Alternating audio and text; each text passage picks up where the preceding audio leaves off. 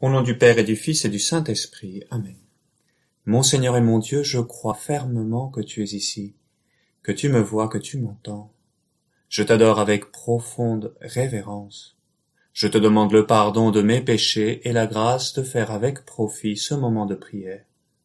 Ma Mère immaculée, Saint Joseph, mon Père et Seigneur, mon ange gardien, intercédez pour moi.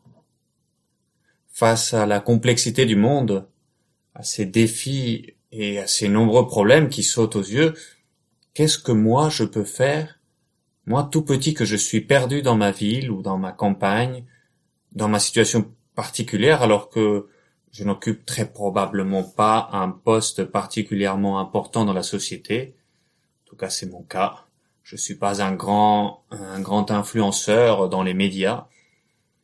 Et parfois, on a l'impression que tous ces efforts, Seigneur, c'est comme une goutte d'eau dans un océan, un battement d'ailes d'un petit papillon au milieu d'une bourrasque, de toutes ces bourrasques qui parcourent le monde. Et pourtant, je sais que tu comptes sur moi. Je sais que tu comptes sur toi aussi, sur chacun d'entre nous, pour continuer à faire ce bien dont le monde a tant besoin. L'évangile d'aujourd'hui est dans ce sens une bouffée d'espérance. Le petit effort de chacun compte, il a de la valeur aux yeux de Dieu, et il s'en sert pour réaliser de grands miracles et diffuser ainsi le bien dans le monde, même si nous ne le voyons pas directement.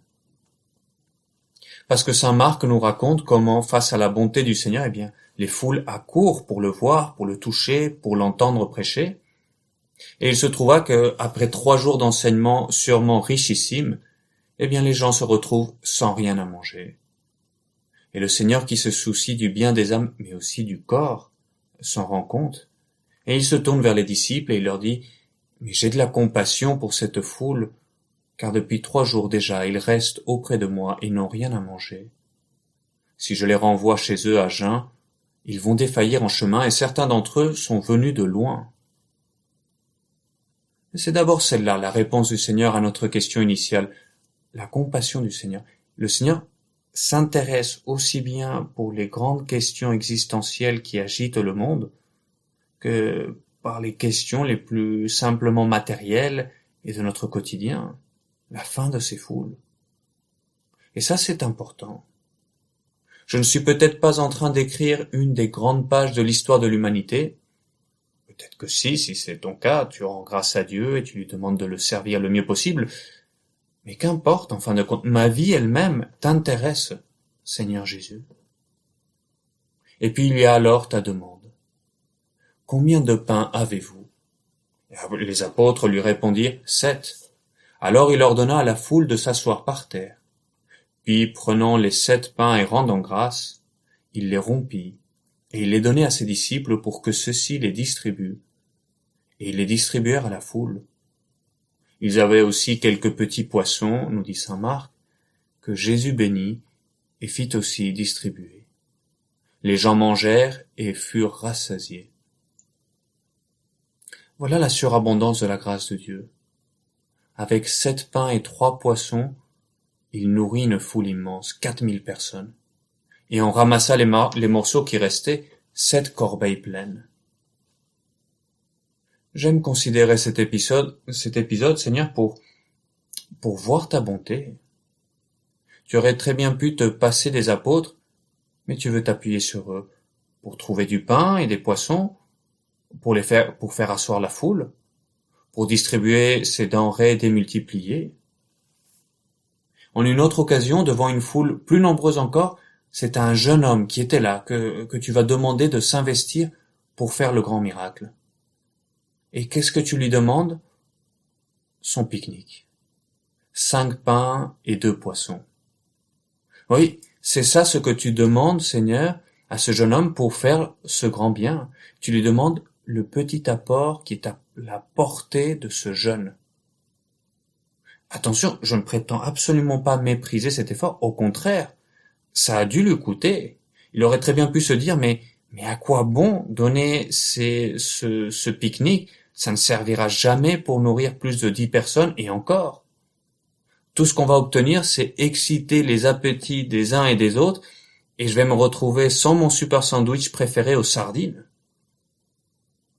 Mais voilà, ce jeune a choisi d'être généreux, de faire confiance, en faisant ce petit geste de bien qui était à sa portée, ici et maintenant. Et le Seigneur va se servir de lui, et des apôtres, pour changer la donne, et ce sera le miracle, et ce sera la deuxième multiplication des pains. Parce que nous avons du mal à ce que ça rentre dans notre petite tête. Tu veux, Seigneur, te servir de nous, de ce petit bien qui est à ma portée pour faire un grand bien dans le monde. Et c'est cela ce que tu nous dis aujourd'hui, Seigneur. Tu comptes sur nous pour répandre la surabondance de ta grâce dans le monde. Et si tu me dis que dans ton cas c'est différent parce que tu ne vois pas l'effet immédiat, comme dans ce grand miracle, il n'y a pas de multiplication des pains en vue, je te dirais qu'effectivement, en apparence, tu as raison. Personnellement, j'ai jamais été témoin d'un miracle de ce genre. Je te réponds que moi, tous les jours, je suis témoin d'un miracle bien plus grand, où le Seigneur démultiplie le pain et nourrit non pas 4000 personnes, mais des millions de personnes chaque jour. Le monde entier, si seulement les gens le voulaient. Ce miracle, tu le sais bien, c'est l'Eucharistie, dont la multiplication des pains n'était qu'une petite préfiguration, aussi bien de par la quantité que par la qualité. Ici, c'est le pain de vie qui nous est donné. Et ce pain eucharistique nous est donné tous les jours par le Seigneur en se servant de nos pauvres mains, celles du prêtre, mais aussi les mains de toute l'Église qui prie avec lui, qui apporte l'offrande du pain et du vin, notre petite contribution quotidienne, la tienne, la mienne, nos efforts pour faire bien le bien que nous pouvons faire autour de nous, notre lutte quotidienne, nos bons désirs, pas toujours réalisés jusqu'au bout. Et le Seigneur prend tout cela et le démultiplie. Il l'unit à son sacrifice sauveur. Il le transforme en son propre corps. Il en fait la source de vie. Oui, nos efforts comptent. Nos petits efforts comptent. Tu comptes sur nos petites actions pour faire du bien autour de nous. Elles sont importantes aux yeux de Dieu parce qu'il veut se servir d'elles pour continuer d'agir dans le monde. Lorsqu'en 1972, lors d'une conférence scientifique, Edward Lorenz a formulé ce qu'on appelle l'effet papillon, à savoir un battement d'ailes de papillon au Brésil peut-il déclencher une tornade au Texas? Eh bien, il ne croyait pas si bien dire. Pour lui, il s'agissait d'analyse mathématique des conditions initiales d'un système complexe, en lien avec la théorie du chaos, et bon, on va laisser ça aux experts. Mais pour nous, par la foi, nous le savons, oui, un battement d'ailes de papillon au Brésil peut déclencher une tornade au Texas. En tout cas, les saints l'ont très clairement compris. Que pouvait espérer cette pauvre religieuse qui prenait soin des lépreux dans les bidonvilles de Calcutta? Une goutte d'eau dans une mer de misère. Et pourtant, Mère Teresa a cru au petit bien possible ici et maintenant. Et nous constatons aujourd'hui la merveille de son action partout dans le monde. Que pouvait bien espérer faire cette petite carmélite de Lisieux? Et pourtant, par sa fidélité à sa petite voix, Sainte Thérèse de l'Enfant Jésus a fait tant pour l'évangélisation du monde, elle a été nommée patronne des missions. Saint José Maria aimait le rappeler.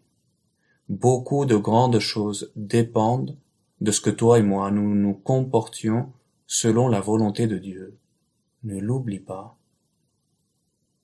Et effectivement, Saint José Maria en a vu de belles choses réalisées par Dieu à travers cette fidélité au petit bien possible chaque jour dans son quotidien. Cette mobilisation de milliers, de centaines de milliers de chrétiens dans l'Opus Dei pour faire du bien partout dans le monde. Des exemples, tu pourrais en trouver à l'appel. Chacun d'entre nous apporte-les au Seigneur. et dis-lui avec moi, mais me voici, Seigneur. Tu peux compter sur mes bras pour faire ce petit bien à ma portée. Je ferai ce que je peux. Tu feras le reste, Seigneur.